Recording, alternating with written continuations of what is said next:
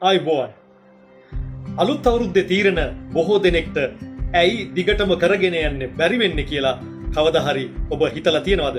සිතන්න දුම්පානය නවත්වන්න උත්සාහ කරන දෙන්නෙක් ඉන්නවා.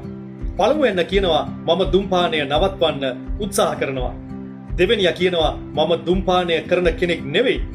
මේ වචන දෙක අතර වෙනස පොඩි වගේ පේනවා. හැබැයි මොළයට ඒ වෙනස අතිවිශාලයි.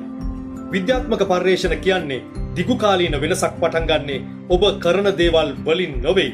ඔබ ගැන විශ්වාස කරන අනන්‍යතාවයෙන්. ඔබ කරන හැම පුංචි ක්‍රියාවක්ම ඔබ වෙමින් සිටින පුද්ගලයාට දෙන ඡන්දයක්. අද එක පිටුවක් කියවන්න ඔබ කියවන්නේ වෙමින් ඉන්නවා. මිනිත්තු 5ක් ව්‍යායාම කරන්න ඔබ සෞඛ්‍ය සම්පන්න පුද්ගලයෙක් වෙමින් ඉන්නවා. ප්‍රතිඵල පස්සේම දුවන්නට එපා. ඔබේ අනන්‍යතාවය ගොඩනගා ගන්න.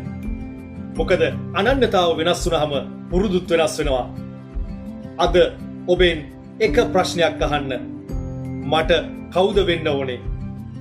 ඊට ගැලපෙන පුංචි ක්‍රියාවක් අදම කරන්න. ඒ තමයි සැබෑ ජීවිත වෙනස පටන් ගන්න තැන. ෆොලෝ කරන්න. ඊළඟ කොටසෙන් නැවත හමු වෙමු. ඔබට ජය, සතුට, සාර්ථකත්වය නිරන්තරයෙන්ම